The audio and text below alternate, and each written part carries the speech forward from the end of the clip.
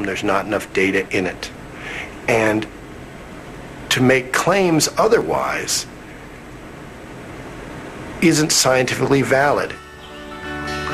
It's time to go back to the source, Washington's Cascade Mountains, where the Bigfoot filmmakers grew up. If the Patterson film is a hoax, there are 3 witnesses. One, Roger Patterson, is dead. The second, Bob Gimlin, isn't talking. So the question is, what about the guy in the suit? Several people have come forward over the years to claim that particular honor. We're here to meet Bob Hieronymus, who as a young man used to ride with Patterson and Gimlin. Bob claims that back in '67, he was the guy who strode across Bluff Creek in Patterson's Bigfoot suit. Around here, there are a lot of people who will back Bob's story up. And, well, there's that walk. People say I walk like Bigfoot anyway. To his friends, Bob's Bigfoot role is old news. I've heard a lot of people say, you know, can you believe that old Bob was really Bigfoot? You know, that was a lot of people say that, you know. Bob says his secret wasn't much of a secret around here. My biggest concern always was that somebody's going to shoot you, you know. That was my big concern wearing the suit. That was my big concern all the time.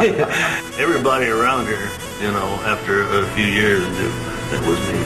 Oh yeah, we knew it was. We all just kind of, everybody just kind of kept it quiet. According to Bob, Roger Patterson approached him in the fall of 1967 with an offer that was too good to pass up. He wanted a pretty good sized guy, you know, and somebody that they could trust to wear this Bigfoot suit. They said, we'll pay you $1,000 and it'll only take about 10 minutes. So I was 26 years old at the time. I jumped on it, you know. After a trial run in Yakima, Bob says, they all shook hands and agreed to rendezvous in California in a few weeks' time. They met up in Bluff Creek, home of the infamous Wallace tracks and many Bigfoot sightings. The next morning we got up and they made coffee and saddled up the horses, put the Bigfoot suit on the back of one of the horses.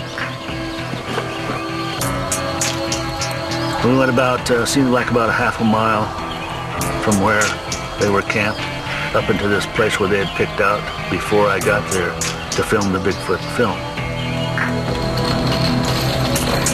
We unloaded the suit, and of course they helped me in it.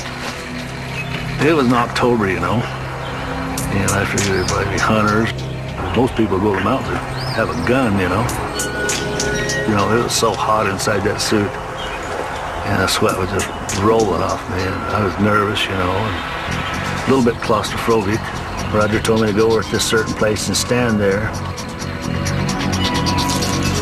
I got out there and waited, and he gave me the signal. He was sitting on one of my horse that he took down there, and so he took the camera and kind of went like that. You know, as you can see, the film was shaky. I started walking out across there, and I walked, I don't know how many yards it was, and then turned, you know, the old Bigfoot looked and looked at him and went on. All this time, you know, waiting for a bullet to crack through my butt.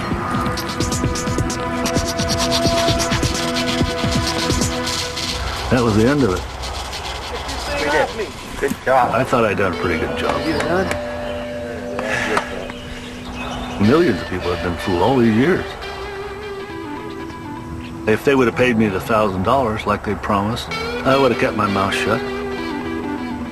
Of course, there's no hard evidence to prove Bob's story either. The suit hasn't turned up. What it boils down to is, was Roger Patterson incredibly lucky or a hoaxer of extraordinary gifts? And in the end, experts on both sides of the equation agree. You certainly can't prove Bigfoot's existence, but for that matter, you can't completely rule it out.